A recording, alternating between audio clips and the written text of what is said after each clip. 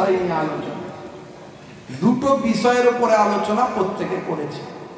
ওখানে ওটা কিসের ভিড় ভাই? ওই গেটের কাছে ভিড়টা কিসের বলেন তো? চা খাওয়াচ্ছে, চা বাইরে গিয়ে খাওয়া। এখানে মজলিসের ভিতর কেউ চা খাওয়াই না। যার চা খাওয়া দরকার বাইরে গিয়ে খেয়ে আসুন।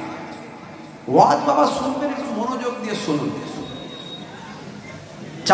চায়ের স্টল মজলিসের ভিতরে চলবে না, বাইরে গিয়ে খাবে, খেয়ে চলে আসবে, এসে বসবে, যতটুকু শুনলো সলিড শুনলো, শুনতে ভালো লাগলো না, ঘর চলে গেল, মিটে গেল ঝামেলা।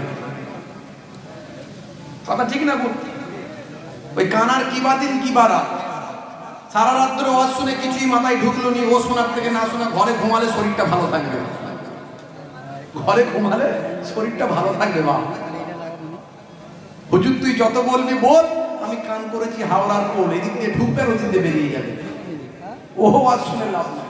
বাপেরা আমার ভিড় করবেন না, খালি সব মজলিসে বসে, আর যদি একান্ত ভালো না লাগে বাইরে গিয়ে ঘুরে আসে। হে তরুণ যুবকেরা, বলার উদ্দেশ্য হলো প্রত্যেকটা নবী, প্রত্যেকটা রাসূল, প্রত্যেকটা ওলি আউলিয়ায়ে কিরাম, বর্তমানে যারা ওয়ারাসাতুল আম্বিয়া অর্থাৎ আলেমে হাক্কানি যারা, তারা দুটো উদ্দেশ্য নিয়ে ওয়াজ করেন। ওয়াজের বিষয়বস্তু হলো দুটো। সেই দুটো বিষয় কি, তার উপরে একটু আলোচনা করব। আমার আলোচনার বিষয়বস্তুটা একটু বুঝে নেবেন। আমি শুধু দুটো বিষয়ের উপর একটু আলোচনা করব, যে নবীরা রাসূলরা এসেছিলেন পৃথিবীর জমিনে, এসে দুটো বিষয়ের উপর আলোচনা করেছিলেন। তাদের বিষয়বস্তু হলো দুটো। এক নাম্বার হলো ওয়াবুদুল্লাহ, আল্লাহর ইবাদত করো। ভালো করে বুঝবেন, ওয়াবুদুল্লাহ, আল্লাহর ইবাদত করো। দুই নাম্বার হলো ওয়ালা ইউশরিক বিল্লাহ, আল্লাহর সঙ্গে কাউকে শরীক করো না। অর্থাৎ একদিকে হলো ঈমানকে মজবুত করো, আর অপর দিকে হলো ঈমানের পরে ইবাদত বন্দেগী করো। আর কিছু বাকি রইল? এই দুটোই তো ওয়াজ। ওয়াজের উদ্দেশ্য তো এই দুটো। ওয়াজের উদ্দেশ্য কি? এই দুটো। এবারে যে যেমন করে পারে বোঝায়। কেউ মশলা বেশি দেয়, কেউ মশলা কম দেয়, কেউ ডাইরেক্ট কোরআন হাদিসকে ব্যাখ্যা করে শুনিয়ে দিল, মিটে গেল। কেউ আবার কোরআন হাদিসকে সামনে রেখে বিজ্ঞান, বাস্তব, ইতিহাস, তথ্য,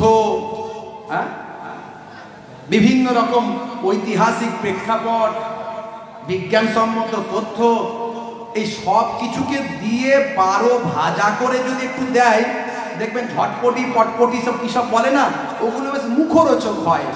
যদি সামনে তৈরি হয়, দেখবেন মুখ থেকে মনে হচ্ছে লাল পড়ে গেল। কথা ঠিক না ভুল? ওটা হলে একটু ভালো করে খেয়ে মজা লাগে।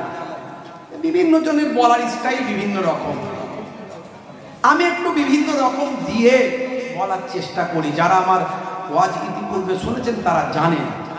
তো আসল উদ্দেশ্য কিন্তু এই দুটো, আলোচনা হবে এই দুটো জিনিসের উপর। হে তরুণ যুবকেরা, হে আমার বন্ধুরা, শুনে রেখে দিন বাবা, জেনে রেখে দেন। হে মুসলমান, সমস্ত নবীরা পৃথিবীর জমিনে এসেছিলেন, এই দুটো বিষয় নিয়ে আলোচনা করেছিলেন। আমার আপনার নবী পৃথিবীর বুকে এসেছেন, আর এই পৃথিবীর জমিন থেকে হযরতে ঈসা রুহুল্লাহ আকাশে চলে গেছেন।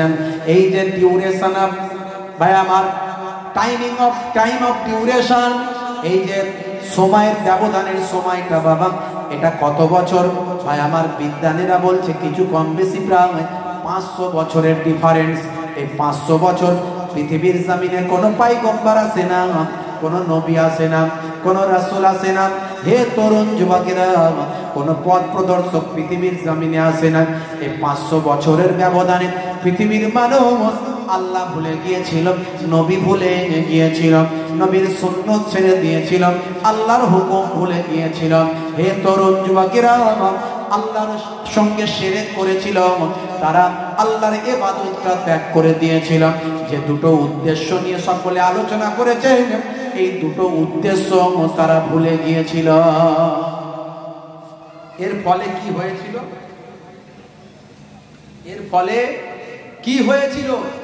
পৃথিবীর মানুষ অন্যায়, অত্যাচার, অবিচার, পাপাচার, মেরে নেওয়া, কেড়ে নেওয়া এমন কোনো অপরাধ ছিল না যে করেনি।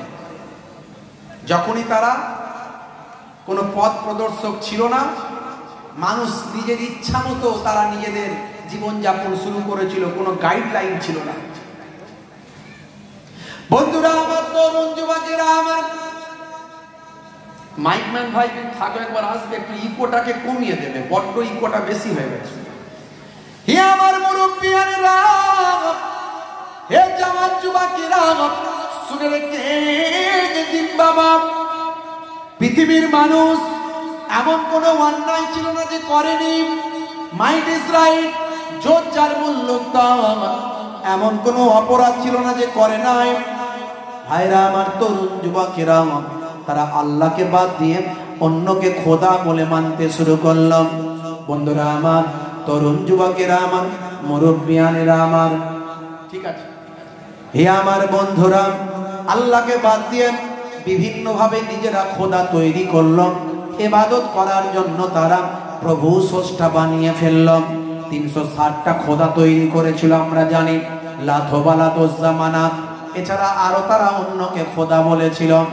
শুধু তাই নয়, মাইট ইজ রাইট, জোর যার মূল্য তার, সবল দুর্বলের উপর সবলের অত্যাচার, ছোটদের উপর বড়দের অত্যাচার, ভাইরা আমার, নারীদের উপর পুরুষদের অত্যাচার, একটা অত্যাচারের সমাজ তারা তৈরি করেছিল। তারা ন্যায় বিচার তুলে দিয়েছিল। সামান্য অজুহাতে তারা লড়াই করত, একটা খুনের বদলে 100 খানা খুন করে প্রতিশোধ নিত। সামান্য ব্যাপার নিয়ে নিজেদের মধ্যে তারা যুদ্ধ করত। এই যুদ্ধটাকে তারা স্থায়ী রাখত, 40 বছর 50 বছর ধরে যুদ্ধ করত। হে তরুণ যুবকেরা, এই যে নবী না আসার কারণে পৃথিবীর মানুষ অন্যায় অবিচারে লিপ্ত হলো, এই সময়টাকে বলা হয় নবী, আমাদের নবী আসার আগের এই সময়টাকে বলা হয় আইয়ামে জাহেলিয়াতের যুগ, অন্ধকারাচ্ছন্ন যুগ বলা হয়।